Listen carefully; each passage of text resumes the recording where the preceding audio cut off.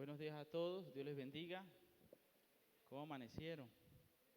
¿Cuántos están bendecidos por el Señor? Amén. Somos bendecidos porque en medio de la inmensa bondad de Dios, en medio de su amor, en medio de su misericordia, así lo hace para con cada uno de nosotros, ¿verdad? Y estamos agradecidos. Una de las cosas que le decía ayer a los jóvenes cuando iniciamos el culto o el servicio de jóvenes es que durante la semana pues vivimos muchas experiencias, tenemos momentos buenos, Dios nos bendice, Dios nos da, Dios nos prospera, pero también hay momentos de dificultad, ¿verdad? Sin embargo, cada vez que estamos en este lugar, en la casa del Señor, eso refleja la bondad de Dios, eso refleja la misericordia de Dios, refleja la fidelidad que Dios tiene para con cada uno de nosotros. Amén. Entonces bendecimos al Señor por permitirnos estar nuevamente en este lugar como cada domingo lo hacemos. Y quisiera iniciar haciéndoles una pregunta, y es, bueno, ¿cuál es el sentido de los superhéroes que están a nuestro alrededor, que usan, bueno, que vemos en las películas, porque a nuestro alrededor no están, que vemos en las películas, pero ellos vienen y usan máscaras? ¿Por qué usan máscaras? ¿Cuál es el propósito, por ejemplo, de Spider-Man? Un traje que le cubre desde los pies a la cabeza. ¿Por qué usan ese tipo de trajes? Bueno, en parte ocultan su identidad y por otra parte creo que también representan algo de su identidad. Porque pues aquel que se hace llamar Spider-Man, entonces su vestidura también refleja y dice lo que es. O cuando de pronto vimos en algún momento a Superman con su capa, pero ahí en su pecho tenía una letra que reflejaba algo de su identidad.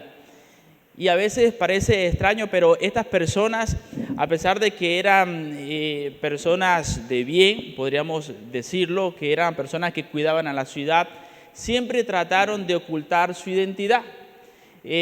Por lo general lo hacían para que pudieran sentirse protegidos las personas que ellos amaban, de tal manera que aquel enemigo que llega a pelear contra ellos entonces no venga a sacar ventaja y venga y pueda herir a su familia y esto lo debilite.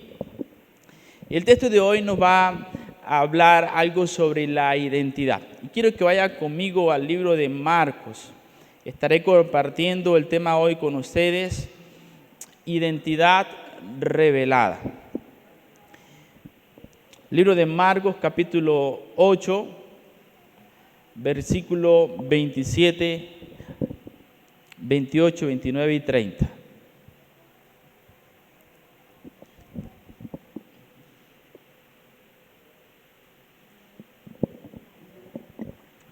Y si usted puede colocarse sobre sus pies.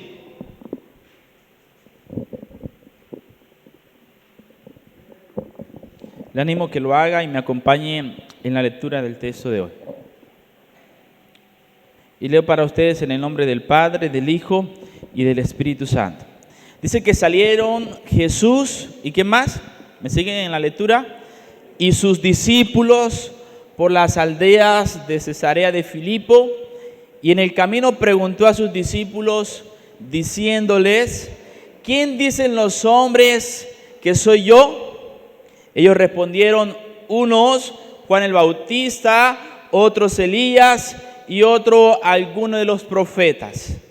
Entonces él les dijo: ¿y vosotros quién decís que soy? Respondiendo Pedro le dijo: tú eres el Cristo. Pero él les mandó que no dijesen esto de él a ninguno. Cierre su Biblia por un momento y también cierre sus ojos. Y dele gracias al Señor por esta palabra. Dígale al Señor: gracias por la palabra que hoy podemos leer, Señor. Y esa palabra, Señor, nos revela algo de ti. Esa palabra hoy nos enseña algo, Dios del cielo, que lo quieres comunicar a cada uno de nosotros. Pues tu palabra, Dios mío, siempre es oportuna a nuestras necesidades. Tu palabra, Dios mío, refleja tantas cosas de nosotros, Señor. Y hoy pedimos, Padre, que tú puedas ministrar nuestras vidas a través de ella, y que tu Santo Espíritu pueda, Dios mío, hablar a nuestros corazones. Te lo pedimos en el nombre de Jesús. Amén y amén. Identidad revelada. Y quiero compartir con ustedes el siguiente principio general, y es que no es suficiente con saber lo que otros piensan de Jesús. Usted y yo debemos saber, entender y aceptar a Jesús como el Cristo y lo que eso representa para cada una de nuestras vidas. Hoy en día, a nuestro alrededor, muchas personas han escuchado de Jesús. Aún en los lugares de pronto más lejanos de la civilización, muchas personas saben quién es Jesús, han escuchado de Jesús. De hecho, no solamente el cristianismo habla de Jesús, sino que otras religiones que están alrededor del mundo también saben quién fue Jesús. Y el texto de hoy nos ubica en un lugar, si usted puede estar ahí y seguirme en la lectura bíblica, el versículo 27 dice que han salido Jesús y sus discípulos por las aldeas de Cesarea de Filipo. Este lugar se encontraba en el norte del mar de Galilea. Dicen algunos textos que alrededor de 40 kilómetros aproximadamente desde la costa del mar de Galilea, en la parte norte, y a un día de camino. Era un lugar que promovía el culto pagano. Dice que alrededor de 14 templos religiosos, y era una tierra completamente idólatra. Esta ciudad o estas aldeas de Cesarea de Filipo estaba sitiada entre el límite del pueblo judío y todo el pueblo gentil a su alrededor, y representaba una relación profunda en la idolatría. Este pueblo adoraba al dios Pan, que significa el dios de la naturaleza.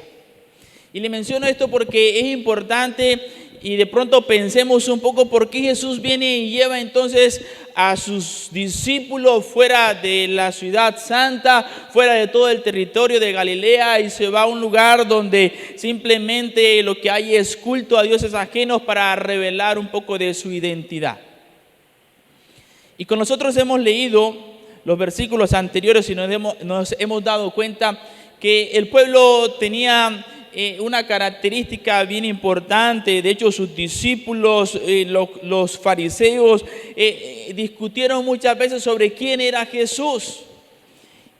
De hecho, los versículos del 14 al versículo 21 nos da a entender que aún los discípulos estaban totalmente cegados, no podían ver, no podían entender, no podían oír lo que Jesús estaba haciendo, no comprendían todo lo que significaba la presencia de Jesús en medio del pueblo judío.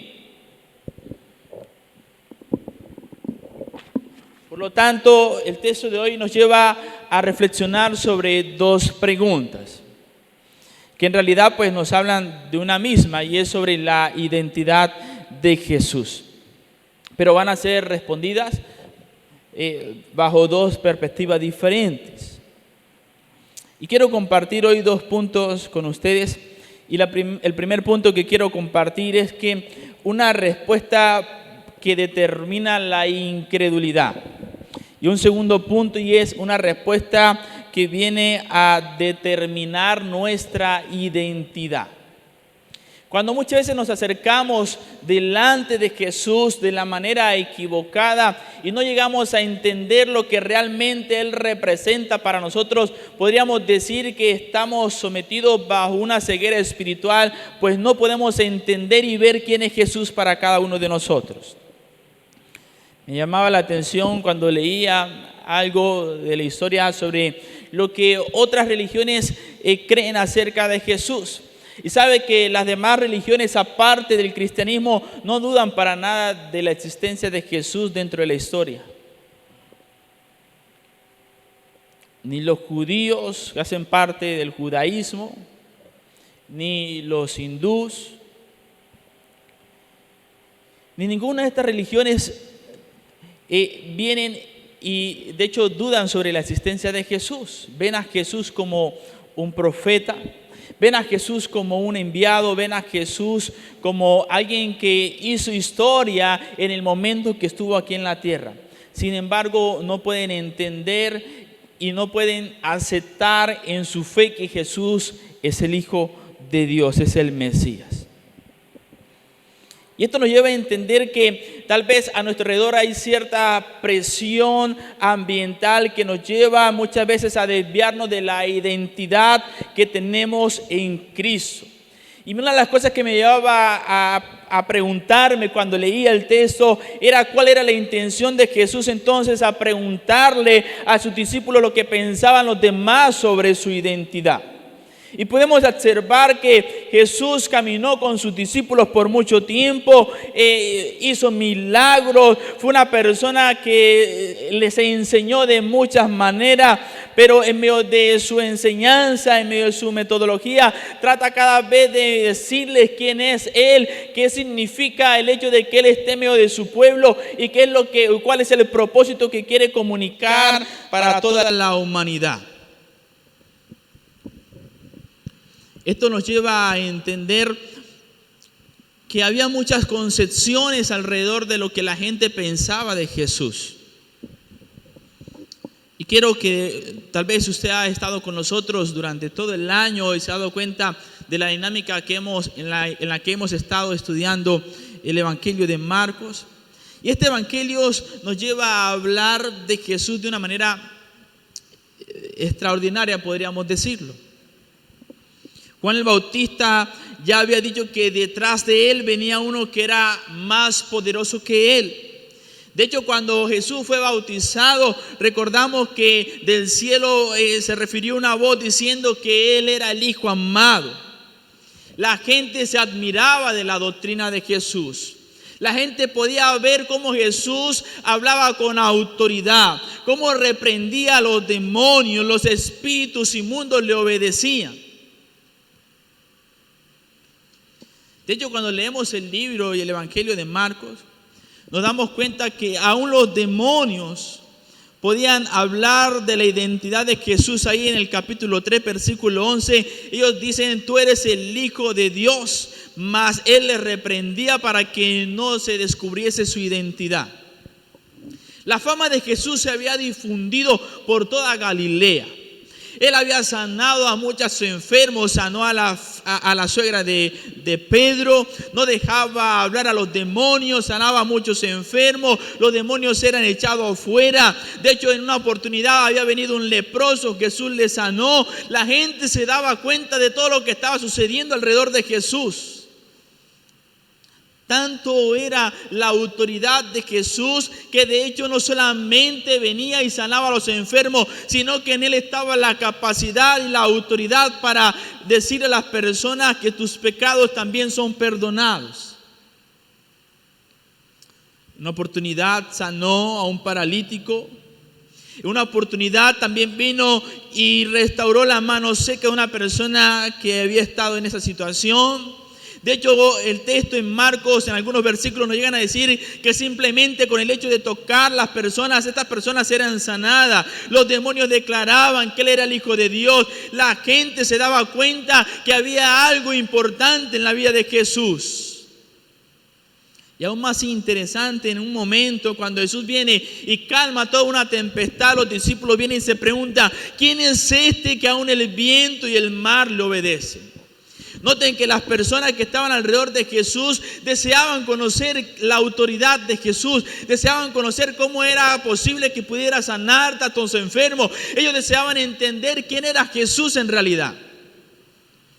De hecho, también en algún momento Juan el Bautista viene y manda a preguntar sobre quién es Jesús.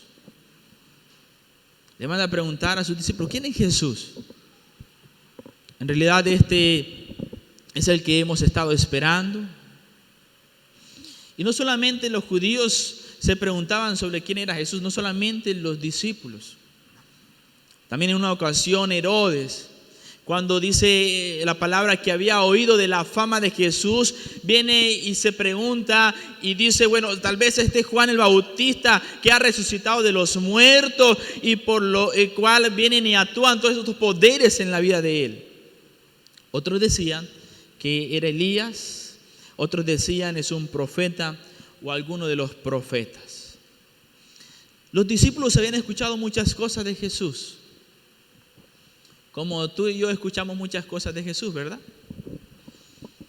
Tal vez en el lugar de tu trabajo, en el lugar de tu escuela, escuchas muchas cosas de Jesús.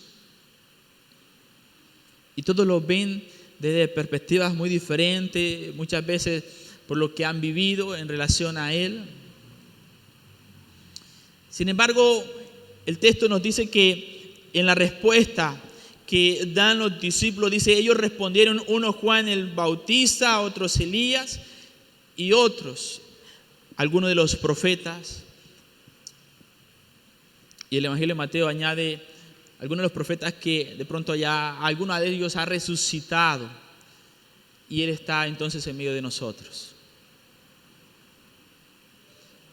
¿Sabe que las diferentes religiones pueden afirmar la existencia de Jesús dentro de la historia? Pero muchos de ellos no han considerado lo que verdaderamente Jesús significa para la humanidad. De ahí que los discípulos entonces vienen y hablan de que Jesús, han escuchado de Jesús como Juan el Bautista que resucitó, o Elías, o alguno de los profetas. Y sabe que es importante entender, porque Jesús quiere tal vez mirar qué es lo que las personas a su alrededor dicen de Él. Y no que esto nos lleve a pensar que Jesús no lo sabía, pues Él todo lo sabe. Pero sabe que muchas veces el ambiente donde nosotros estamos y en el cual nos desarrollamos bien, y este ambiente va a traer cierta influencia aún de las cosas que nosotros, en las cuales nosotros podemos percibir que es una realidad. Y me llamó la atención en algún momento un video que vi de una profesora que se encontraba en un aula de clase y toma una carpeta, bueno, no como esta, pero muy parecida a esta, un color verde. No sé si de pronto usted en algún momento ha visto eso en las redes. Y le dice a los alumnos que a lo mejor alguien iba a llegar tarde, como siempre, ¿verdad? Siempre en la clase alguno llega tarde. En la iglesia no pasa eso. Aquí en la iglesia todos llegamos puntualitos. Allá en las clases.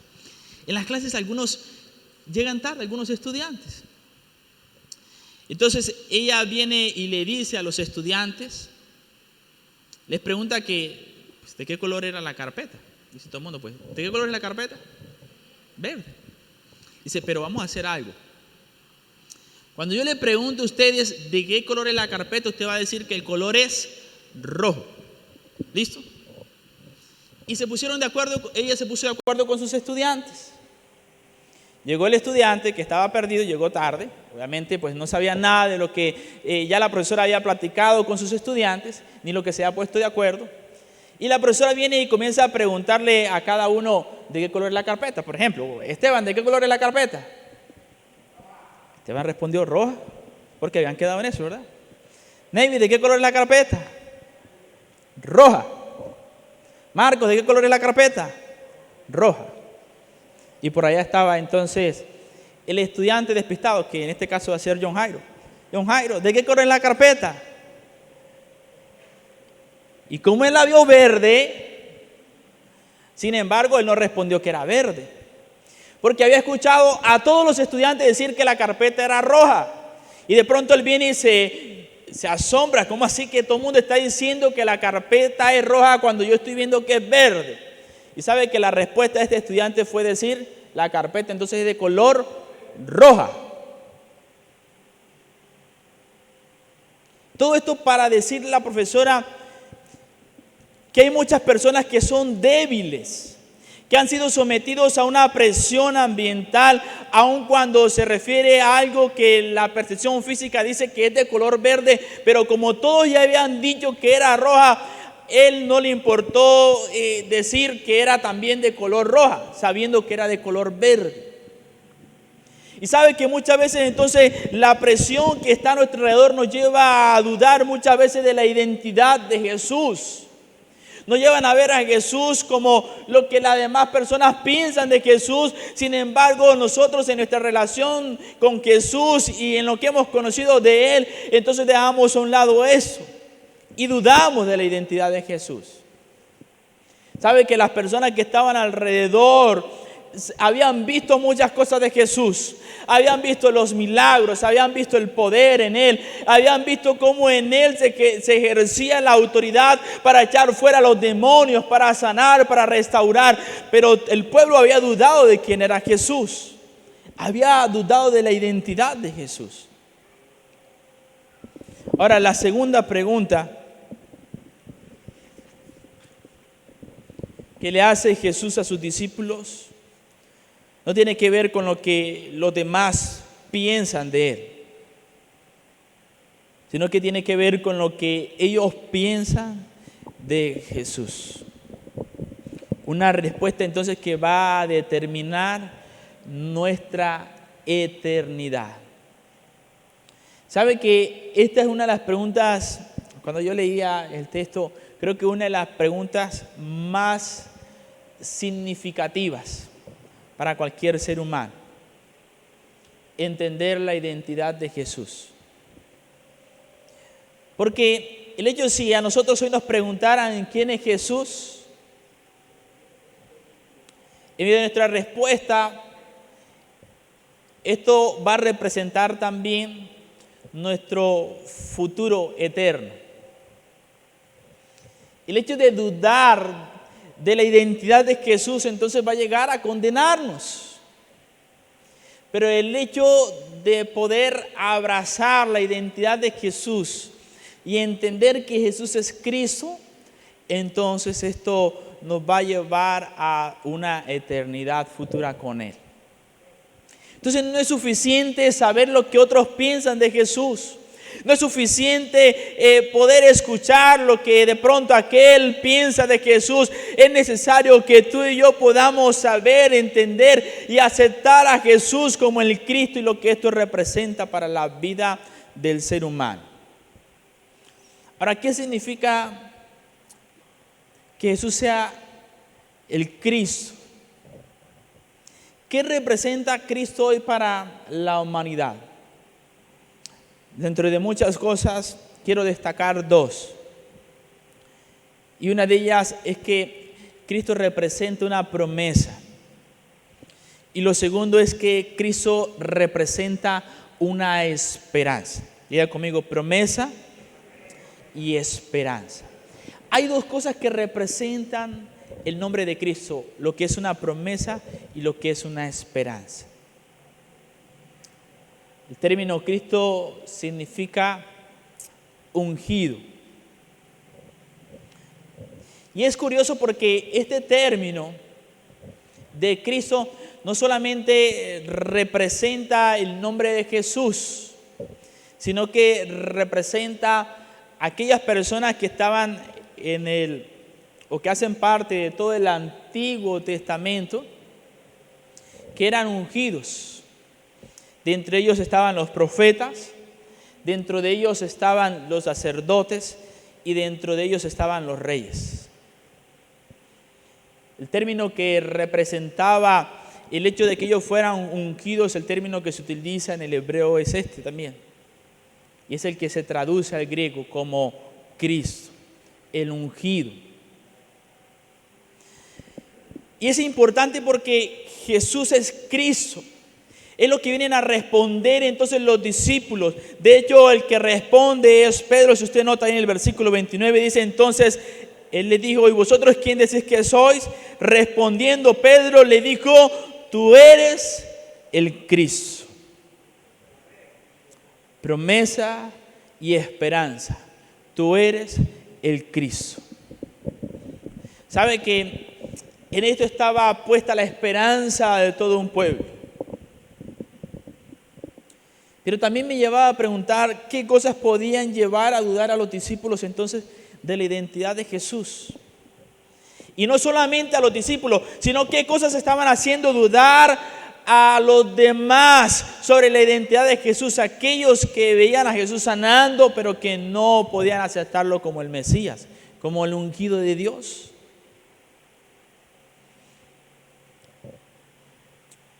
Y podíamos de pronto revisar algunos textos aún en el libro de Marcos, en el Evangelio de Marcos, y preguntarnos entonces, ¿por qué Jesús muchas veces no quería que nadie supiera que Él sanaba o que Él restauró? Por ejemplo, el texto que se nos hablaba el domingo pasado. Jesús viene y le dice al hombre que acaba de sanar, no lo digas a nadie. De hecho, no entres a la ciudad, no le digas a nadie. Y no solamente sucedió con este hombre al cual Él había sanado de los ojos. En muchas ocasiones viene y le dice, no reveles mi identidad, no le digas a nadie. De hecho, cuando las personas querían proclamar rey a Jesús, Jesús venía y se iba lejos a lugares desiertos. No deseaba tener esa importancia de que las personas vinieran y lo proclamaran como rey en ese momento. De hecho, era una persona que no tenía grandes riquezas. De hecho, no tenía riquezas materiales. En algún momento da a entender que pues no tiene ni de dónde dormir, ni dónde recostar su cabeza.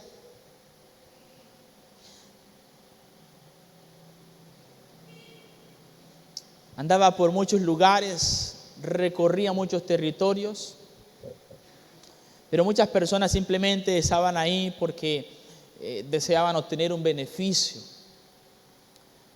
Deseaban que Jesús viniera y proveyera a su necesidad. Los líderes judíos no apoyaban a Jesús como el Hijo de Dios. De hecho, no tenía un reino, no tenía recursos para iniciar una guerra contra el Imperio Romano. No había nacido en un castillo real, había nacido en un pesebre y su familia era totalmente humilde y desconocida y nacido en un lugar desconocido también. Había muchas cosas que podían llevar a los discípulos a dudar de la identidad de Jesús. Y esto me lleva a preguntarnos qué cosas hoy en día entonces nos llevan a dudar de la identidad de Jesús. Cuando enfrentamos desiertos, cuando enfrentamos enfermedades y sentimos que no hay una solución para nosotros, o sentimos que lo que estamos pidiéndole al Señor no se nos da como respuesta un sí, entonces dudamos, ¿será que sí existe Jesús? ¿Será que sí está en medio de mi vida? ¿Será que sí es real?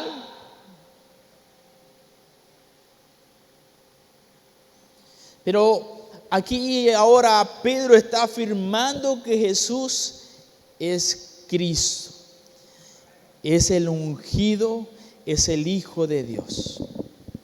Y como te decía, esto de Cristo representa entonces una promesa. Como ungido, Jesús representa también a un profeta. Como ungido también Jesús entonces representa un sacerdocio, y como ungido Jesús también representa el rey sobre todos los reyes.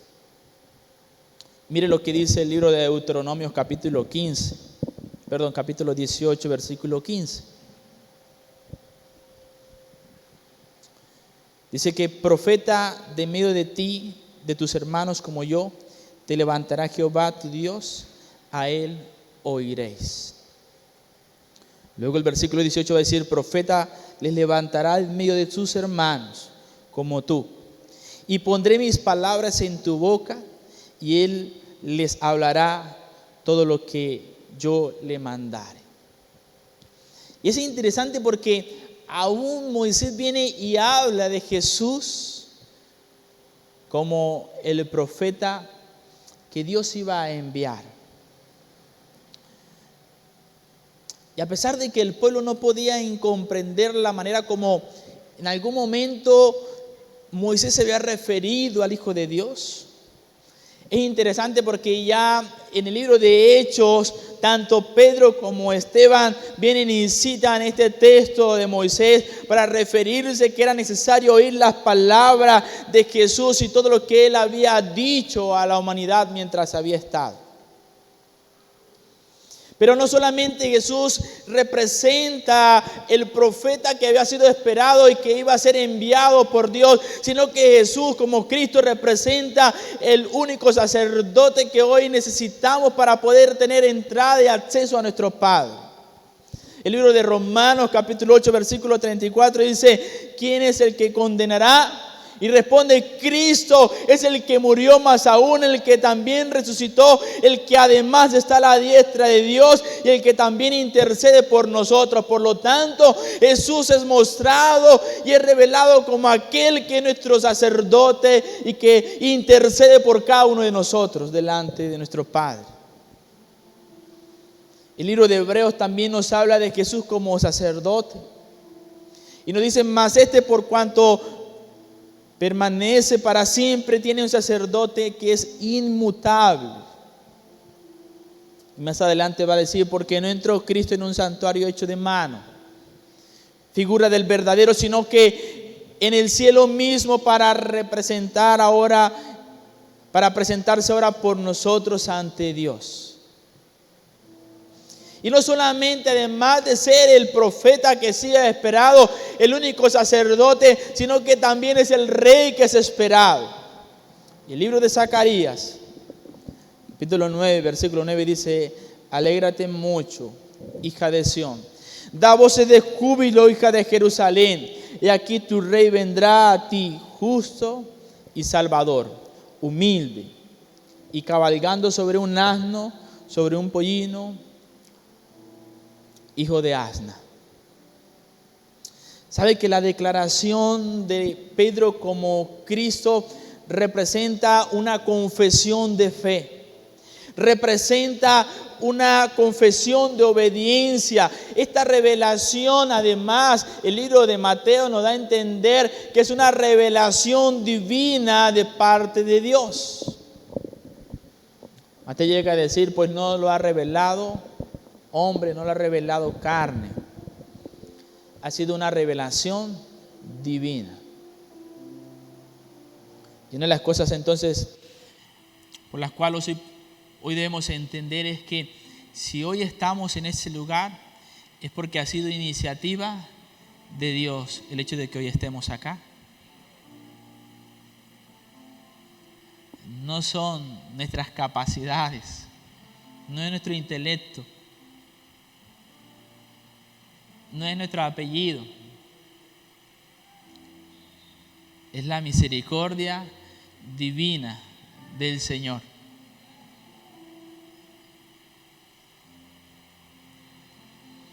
La declaración de Jesús como Cristo muestra la regeneración que causa el Espíritu de Dios en la vida del ser humano. Y sabe que hoy en día muchas veces hemos dudado de quién es Cristo. Y quiero cerrar con eso. Vaya conmigo al libro de Juan, el Evangelio de Juan, capítulo 6.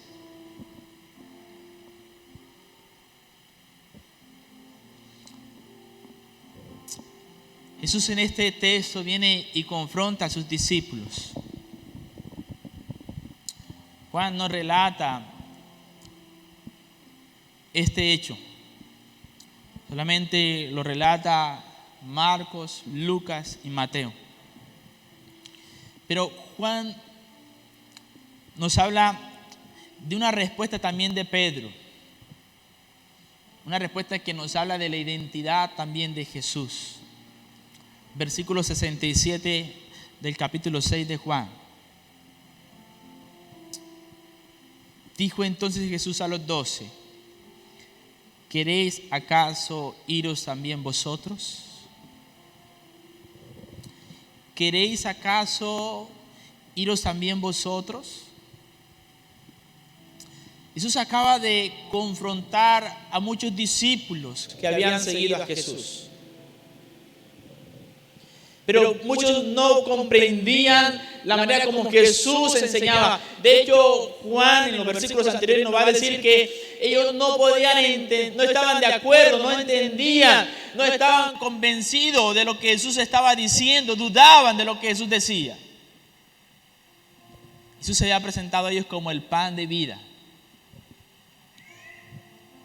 Pero muchos se negaban a la enseñanza de Jesús. Muchos se negaban a lo que Jesús representaba como pan para la vida del ser humano. De tal manera que el texto en Juan nos dice que los discípulos, no los 12, muchos discípulos, comenzaron entonces a retroceder.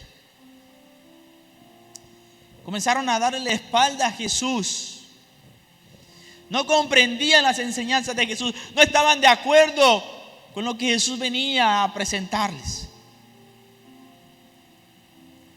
Dijo entonces Jesús a los 12: ¿queréis vosotros acaso iros también? Y le respondió Simón, Pedro. Le dijo: Señor, ¿a quién iremos? ¿A quién iremos? Tú tienes palabra de vida eterna y nosotros hemos creído y conocemos que tú eres el Cristo, el Hijo del Dios viviente. ¿Saben? En los momentos de duda, ¿cómo respondemos sobre lo que Jesús representa para tu vida y para mi vida?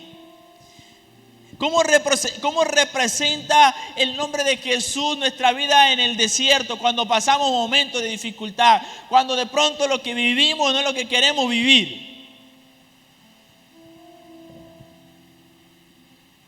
¿Le reconocemos como el Hijo de Dios? Es decir, como la promesa de Dios. Pero por otra parte, te decía que representaba una promesa, también representa una esperanza. Porque conocer a Cristo y entender que Cristo es suficiente para nosotros nos lleva a entender que hay una eternidad para nosotros juntamente con Él. Representa una esperanza, porque todo lo que el pueblo judío estaba esperando en aquel entonces estaba pasando desapercibido, pero para Pedro y ahora los discípulos han comprendido que Él es el ungido de Jehová. Por lo tanto, lo que por muchos años, por cientos de años habían dicho los profetas de Jesús, aún el mismo Moisés, ahora era una realidad. Nota el significado que tenía esto para todos aquellos y hoy para nosotros. Porque esto nos lleva a entender, mis amados hermanos y amigos, que hay una esperanza para nosotros. Esto nos lleva a entender que Jesús es nuestra esperanza. No como piensan otras religiones. Está bien, vino a la tierra, fue enviado, sí, fue ungido del Señor, pero no es el Salvador. Pero para nosotros hemos entendido, y gracias al perfecto amor que Dios nos da, nos ha dado a su Hijo como el ungido y como una promesa y también como una esperanza de la cual hoy podemos abrazar, en la cual nos podemos gozar, mis amados hermanos.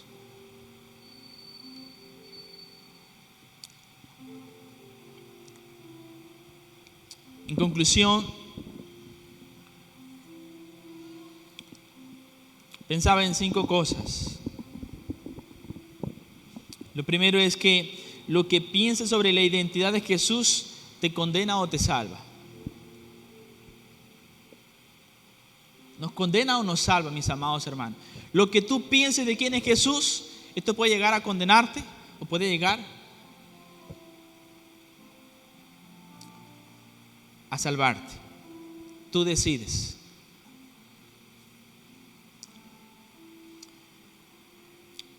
Y es interesante porque es que esto a veces no cabe en nuestra forma de mirar la vida. De hecho, el versículo 30 dice: pero Él les mandó que no dijesen aún de Él a ninguno. Eso también le había dicho al ciego que había sido sanado en Betsaida. Y a los versículos del 31 al 33 nos va a dar la razón por qué Jesús ha venido diciendo: no lo digas a nadie. Para no de pronto hablar mucho de esto, pues se nos hablará el próximo domingo. Era común que aquel que era el ungido del Señor, el Mesías, el Cristo, entonces viniera y llegara a morir en una cruz y entregar su propia vida. Era necesario por un momento que la identidad de Jesús no fuera expuesta.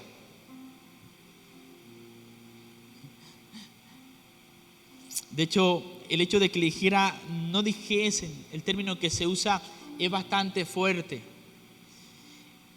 Es el mismo término que utilizó Jesús para reprender y expulsar los demonios, la autoridad que se ejerce. No lo digas, no lo puedes llegar a decir.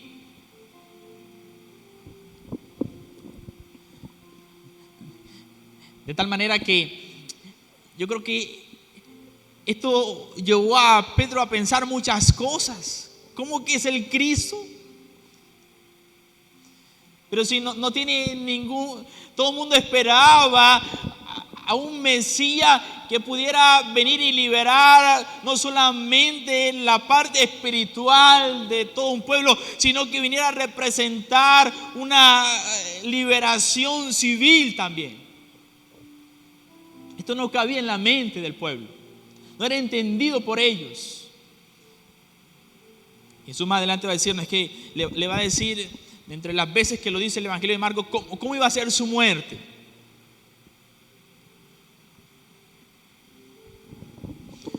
Lo que piensas entonces sobre la identidad de Jesús te condena o te salva. Lo segundo es: Jesús es Cristo, es el ungido de Dios, es tu Salvador y es mi Salvador. Tercero, la revelación sobre quién es Jesús es de carácter divino. No son nuestras capacidades, no son, porque es que no, yo nací en un hogar cristiano, entonces pues, fácil, yo sé que Él es Jesús, el Cristo. Por eso siempre creo que nuestra oración es pedirle al Señor que Dios coloque esa convicción en las personas que están a nuestro alrededor, porque es que no es ni nuestra predicación. Ayer le decía a los jóvenes, y cuando oraba, o sea, no es la invitación que tú haces,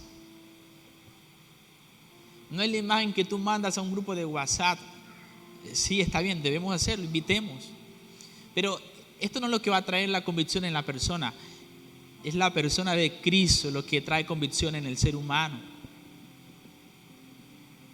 Cuarto, la identidad de Cristo representa entonces una promesa y una esperanza de la cual tú y yo estamos llamados a disfrutar hoy. Y por último, la declaración de Jesús como Cristo, ¿sabe? Es una declaración de fe y de obediencia.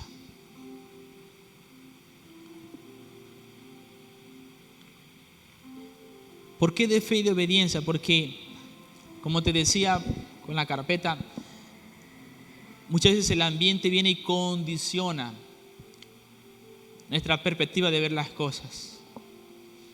El ambiente donde estamos muchas veces condiciona lo que deberíamos, o la manera como deberíamos responder ante las circunstancias, y tener la convicción de quién es Cristo para cada uno de nosotros. Pues cuando enfrentamos momentos difíciles, dudamos de Cristo muchas veces. Sin embargo, declarar a Jesús como el Cristo tiene que ser una convicción de fe y de obediencia para nosotros como cristianos. Ponte sobre tus pies, cierra tus ojos y cerremos este espacio.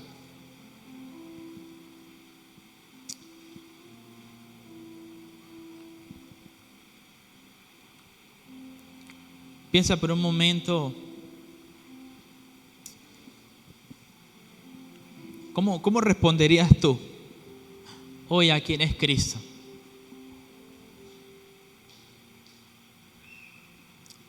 Y piensa, teniendo en cuenta que tu respuesta te puede llegar a condenar o te puede llevar a salvar.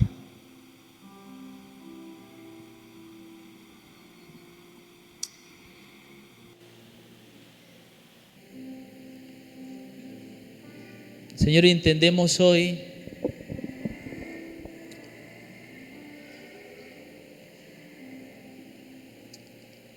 y tú hoy nos recuerdas que eres el ungido del Dios viviente.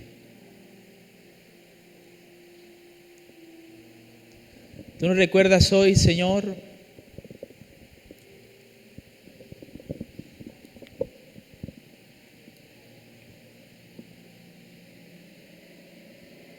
que en ti, Dios mío, está el cumplimiento de toda una promesa, Señor.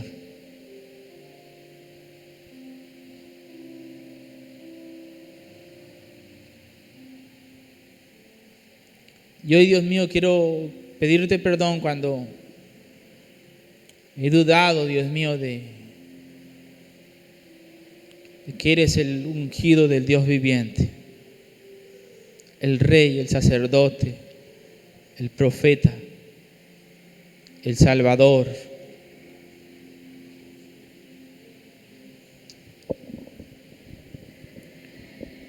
Hoy, Dios mío, trae convicción a nosotros en esta mañana, Señor. Hoy te pido, Padre, que tu Espíritu Santo, Señor, traiga convicción a cada uno de los corazones que están hoy ahí en ese lugar, Señor.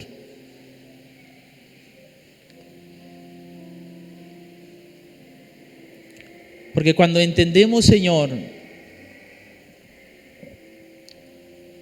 la importancia de reconocerte como el ungido, como el Cristo, esto nos tiene que llevar a responder, Dios mío, a ti, Señor. Nos tiene que llevar a responder, Dios mío, en nuestra cotidianidad. Nos tiene que llevar a entender, Dios mío, lo que somos delante de ti, Señor, y lo que tenemos en ti, Señor. Sé que muchas veces, Dios mío, hemos dudado de ti, por eso te pedimos perdón. Porque cuando, Dios mío, nosotros enfrentamos momentos difíciles, Señor,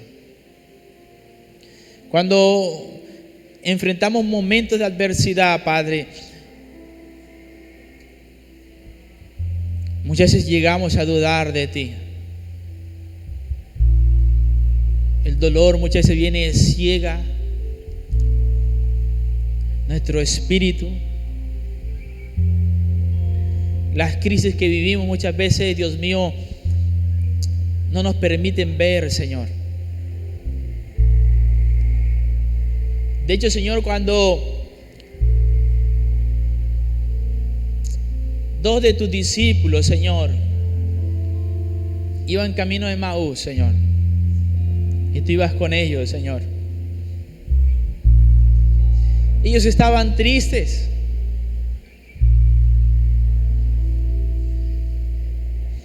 En ellos había dolor porque la esperanza tal vez sentía que se había ido de ellos. Y le decían al mismo Jesús: ¿no has escuchado de aquel? Ha muerto. Y Jesús estaba con ellos. Pero necesitamos tener convicciones claras todos los días, Señor. Convicciones, Dios mío, como luego pudo llegar a decirte Pedro: ¿a quién iremos si solamente tú tienes palabras de vida eterna? ¿A dónde iremos? ¿A quién podremos recurrir? Si solamente tú eres el que eres suficiente para nosotros. ¿A dónde podríamos ir si solamente en ti tenemos esperanza? ¿A dónde podríamos ir si solamente tú eres nuestra promesa? ¿A dónde podríamos ir si solamente en ti tenemos salvación?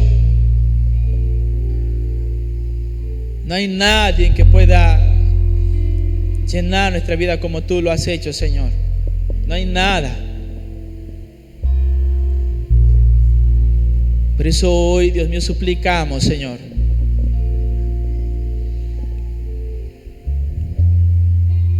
que tú llenes nuestra vida de ti, Señor. De hecho, cuando cantamos y decíamos, Espíritu Santo, revélanos a Cristo, te decíamos, Dios mío, yo quiero más de ti.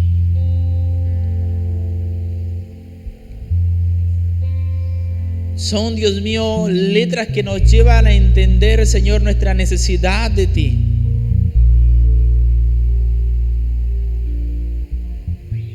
Y a veces tenemos que llegar a detenernos, Dios mío, y a pensar lo que tú significas para nosotros hoy en este tiempo, lo que tú significas para nuestras familias,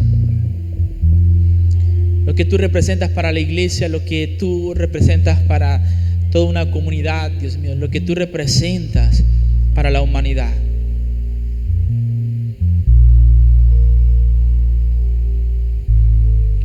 Ayúdanos, Dios del cielo, te lo pedimos hoy.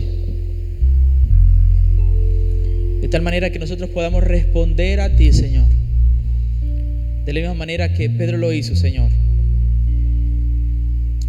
Tú eres el Cristo.